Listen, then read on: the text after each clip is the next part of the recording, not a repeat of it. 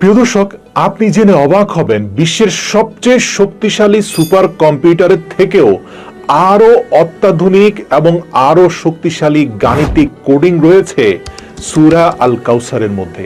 পবিত্র কোরআনের এই একটি সূরা পৃথিবীর সকল সুপার কম্পিউটারকেও ফেল করবে। বর্তমান বিশ্বের সবচেয়ে শক্তিশালী সুপার কম্পিউটার 20 সেকেন্ডে 2 লাখ ট্রিলিয়ন গণনা একাই করে ফেলতে পারে এবং গবেষকরা বলছেন 100 জিবি স্পিডে ডেটা ট্রান্সফার করার ক্ষমতা রয়েছে এই সুপার কম্পিউটারে। তবে কোরআনে পাকের মধ্যে সূরা আল কাউসারে বিদ্যমান গাণিতিক কোডিং এর সামনে এই অত্যাধুনিক সুপার কম্পিউটার কিছুই না।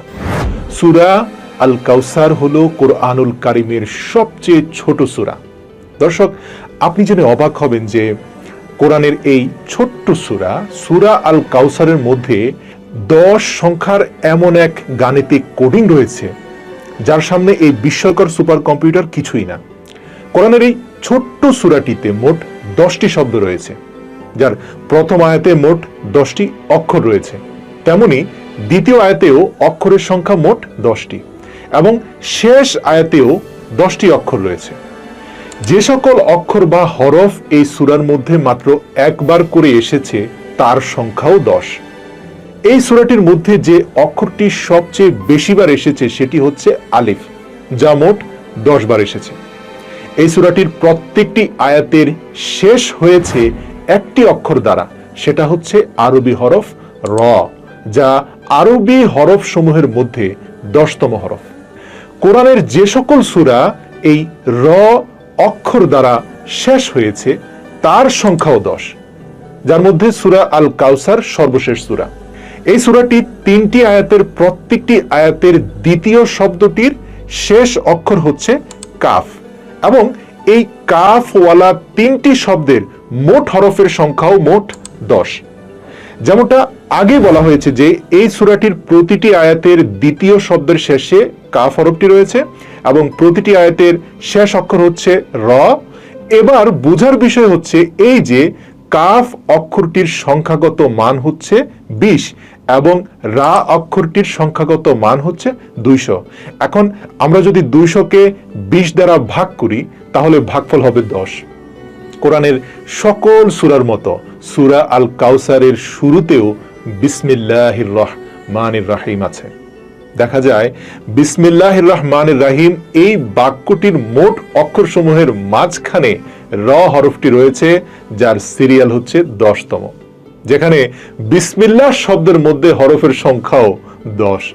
পুরো কোরআন শরীফের 2টি সূরা এমন রয়েছে যার শুরু হয়েছে ইন্না শব্দ দিয়ে এবং যাদের শেষ হয়েছে রা অক্ষর দিয়ে, যার মধ্যে প্রথম সূরা হচ্ছে সূরা আল কদর, যা পবিত্র কোরআনের 97 নম্বর সূরা এবং দ্বিতীয় সূরাটি হচ্ছে সূরা আল কাউসার, যা পবিত্র কোরআনের 108 নম্বর সূরা।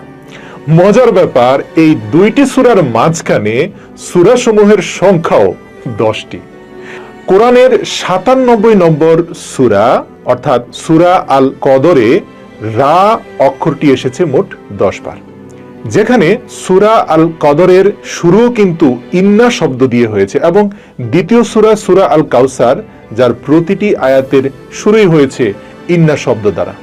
এই 2টা সূরার মাঝে ইন্না দিয়ে শুরু হয়েছে এমন আয়াতের সংখ্যাও মোট 10। এছাড়াও সূরা আল কদর এর শেষ আয়াত থেকে নিয়ে সূরা আল কাউসার এর প্রথম আয়াত পর্যন্ত মাঝখানে যতগুলো সূরার যত আয়াত রয়েছে তার মধ্যে এমন শব্দ মাত্র 10টি রয়েছে যার শুরু হয়েছে রা হরফ দিয়ে। কোরআনের 97 নম্বর সূরা আল কদর এর শুরু আলিফ দিয়ে এবং এই সূরার মোট এমন 10টি শব্দ রয়েছে যার শুরু হয়েছে আলিফ দ্বারা। এই সূরা আল কাউসার পবিত্র কোরআনের সবচাইতে ছোট সূরা। এই ছোট্ট সূরা আল কাউসারে মহান আল্লাহ রাব্বুল আলামিন এমন গাণিতিক বিস্ময়কর কোডিং লুকিয়ে রেখেছেন এর ব্যাপারে, যা স্পষ্টভাবে প্রমাণ করে যে এই কিতাব কোনো মানুষের লেখা নয়, এটা স্বয়ং আসমানি কিতাব, আসমান জমিনের মালিক আল্লাহ রাব্বুল আলামিনের তরফ থেকে এসেছে। সুবহানাল্লাহ। যিনি এই ছোট্ট একটি সূরার মধ্যে এত নিখুঁত গাণিতিক বিন্যাসের সাথে শব্দগুলোকে বিন্যস্ত করেছেন, যার সমাধান এই দুনিয়ার সবচাইতে শক্তিশালী সুপার কম্পিউটারও করতে পারেনি। এখন আপনি ভাবেন যে এটা তো কোরআনের সবচেয়ে ছোট সূরা ছিল, তাহলে কোরআনের অন্য বাকি এত বড় বড় সূরাগুলোর মাঝে কত গাণিতিক ক্যালকুলেশন রয়েছে। নিশ্চিতভাবে আপনার বিবেক কাজ করা বন্ধ করে দেবে যদি আপনি এই বিষয়ে ভাবতে শুরু করেন। এজন্যই আল্লাহ তাআলা পবিত্র কোরআনে মাজিদে বলেন, আমি আমার বান্দার প্রতি যা কিছু নাজিল করেছি, যদি তোমাদের এর মাঝে কোনো সন্দেহ থাকে তাহলে এর মতো করে এমনই একটা সূরা বানিয়ে নিয়ে আসো না।